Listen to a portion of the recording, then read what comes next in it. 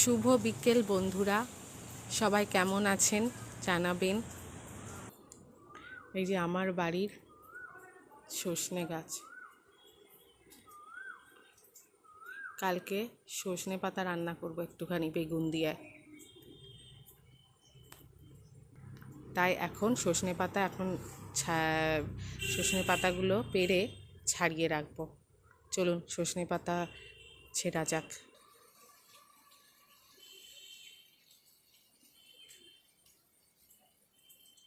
ভীষণ শক্ত, কচি কচি পাতাগুলো নেব। এক হাতে ফোন ধরে ছিঁড়েছি এবার।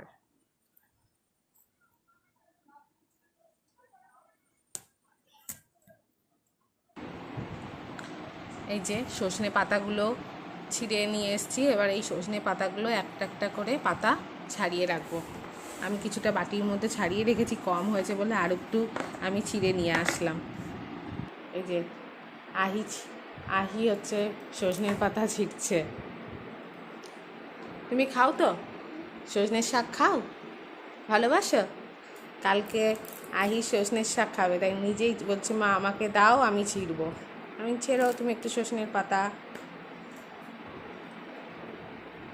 আহি আমাদের অনেক কাজের, আমাকে অনেক হেল্প করে দেয়।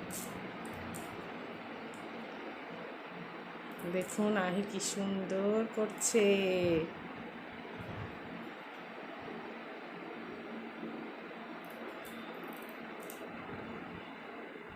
ও বাবা, ছোট্ট ছোট্ট হাত দিয়ে কিউট কিউট। এই রান্নাটা আরও বেশি টেস্টি হবে, তাই না?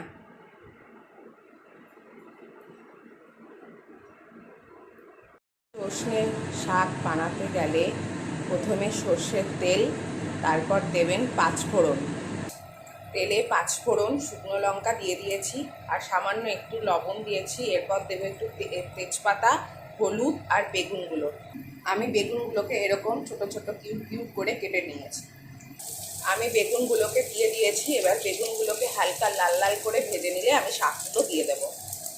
আমার বেগুনগুলো লাল লাল করে ভাজা হয়ে গেছে, এবার আমি শাকগুলো দিয়ে দেবো। সজনের শাক, আমি সজনের শাকগুলো দিয়ে দিয়েছি। এর ওপর দেবো সামান্য লবণ আর সামান্য একটু চিনি। আমি একটু শাকগুলো নেড়ে নিয়েছি। এর সময় গ্যাসের ফ্লেমটা একদম লো করে দেবেন। তো সজনের শাক খাওয়া ভীষণ উপকার, যাদের বিশেষ করে প্রেশার আছে তাদের প্রেশার ঠিক রাখতে সাহায্য করে। এছাড়া প্রচুর উপকারিতা বা এর গুণ আছে। সজনের শাক খাওয়া ভীষণ উপকার। যাদের আশেপাশে বা গাছ আছে তারা সজনের শাকটা সপ্তাহে একদিন করে খাবেন, বিশেষ করে যাদের প্রেশার আছে, হাই প্রেশার। আমার শাক ভাজা রেডি। মিনিমাম 5 থেকে 6 মিনিট লাগে এই শাকটা ভাজতে। ভীষণ টেস্টি, আপনারা খেয়ে ট্রাই করে বলবেন। আজকে রান্না হয়েছে শাক ভাজা, পাতলা করে মুসুরির ডাল আর লাল লাল করে ডিমের ঝোল আলু দিয়ে।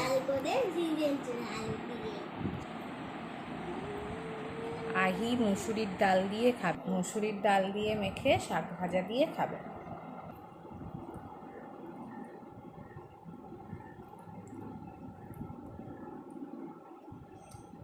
আহি বলবে শাক ভাজাটা কেমন হয়েছে। কেমন হয়েছে? ভালো হয়েছে।